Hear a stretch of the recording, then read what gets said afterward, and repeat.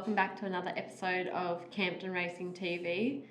Started off the week well with Catwalk Criminal winning yesterday at Doomben. It was great to see her get the win on the board this preparation.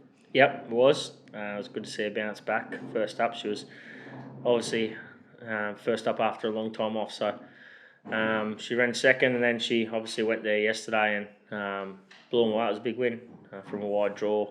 She had to do all the hard work, and she kept fighting all the way along. She's tough. She sort of was probably gassed with about 80 to 100 to go, but as good horses do, they find a way, and that's what she did. She's a special little horse that's got a lot to learn. She's been through a lot already in her career, and for her to try her guts out yesterday is probably a win that I've probably got the most sort of buzz out of getting a win out of her, because she's been a lot of hard work. But it's rewarded the owners. They've been patient, stuck by us, trust the process. We just kept trying to get her back, and she's finally back. And to see her do that yesterday against some pretty handy horses was really exciting. And it was good to see Kyle. He rode her a treat, and he's a good young rider, and someone that obviously we're going to use more in the future. But she's headed out to the paddock today for a little breather for a few days, just to get her head down with some grass, give her a little reward, and then we'll see her back here next week in the stables. And I guess we should also mention we're very lucky to have a great vet and team around us that with rehab and things like that at the farm that have definitely helped to get her back to where she was. And Brooke and Tim, and also you guys, especially you, Tay, every morning putting the red light on her, and she's done, that's been a lot of hard work, but that's what makes you so.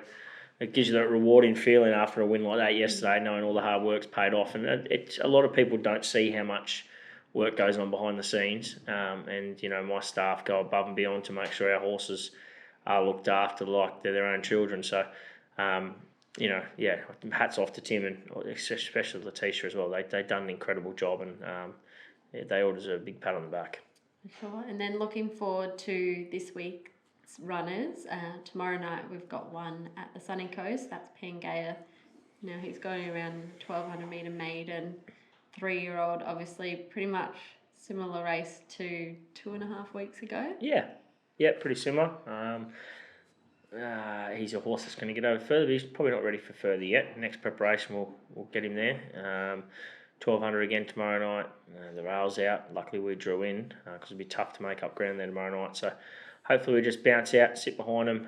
He would have learnt so much from that first up run. He was green gawking and running around doing the wrong thing, but I know for a fact he'll improve tomorrow night, and he's really well the horse. I couldn't be happy with him, and probably after that run tomorrow night he'll get a breather as well. He'll go to the paddock. He's had a big prep. He's had a lot thrown at him, and he's handled it really well. He's a nice horse, and I'm looking forward to seeing him how he goes in the next preparation, because he's obviously going to be even better. But glad that Jimmy kept the stay with him, wanted to stick with him. So I reckon he'll run a really big race. And then on Saturday, we've got a couple of runners. One at Bow Desert being Circling. He steps up in distance, so hopefully that suits him. Hopefully. It was really disappointing first up. We couldn't find anything wrong with him. I've added a tongue tie on him. Carl's ridden him before, won on him. Barrier 5, weak opposition. He should be running a good race. He's so well, the horse. He looks great. He's galloping well. So might just take him a couple of runs to get him back to his best. He's from last prep that he takes a while. Yeah, he does. He takes a little bit to start firing. But I'm expecting him to run a much improved race on Saturday at Bow Desert. Should get the run of the race. And then on Saturday we also go to Ipswich with Depor. Obviously that's the main metro meeting on Saturday, as it's Ipswich Cup Day. Yep, big day. Big day for obviously our team as well. We want DePorter obviously show us what he's got. We know he's pretty talented, very talented I should say. Barrier 12's never ideal. Got some great barriers lately, so it's frustrating. But if he's as good as I think he is, he'll pick these horses up down the outside, and I think he'll win pretty well. He's firing. He's going great. He looks so well.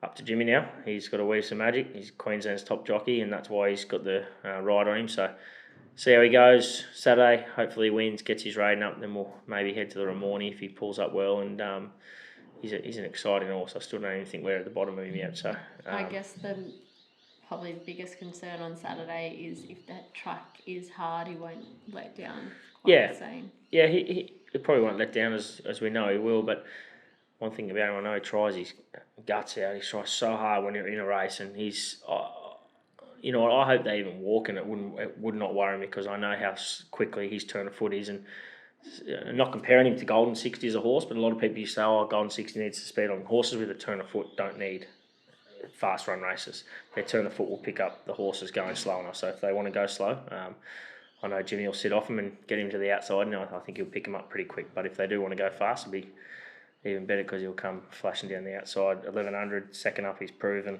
I'm excited to see what he can do on Saturday. And next week on Tuesday, we've got a few nominated for Lismore. Obviously, that will depend on barriers and track conditions. But a maidener, he's a hot foot, first race start this prep.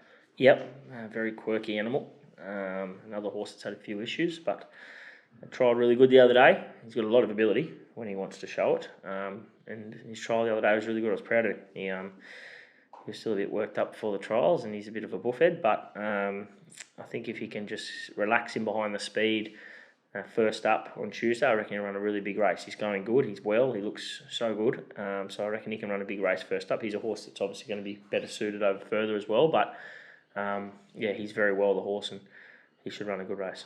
And then He's the King and Data Patch are both entered in the 58 1100. Yeah, big weights. Data Patch got a big weight, 61. So Jag's booked to ride him. Just play it by ear, see how he draws. If he draws well, we might head there. Same with He's the King. If he draws well, we might head there as well. So it'll all come down to barriers, but they're both all three horses are really, really well. Looking to this week's runners, who would be your best bet for the week? Who do you think? Paul. Yes, we'll go with Paul. Can't wait to see him second up.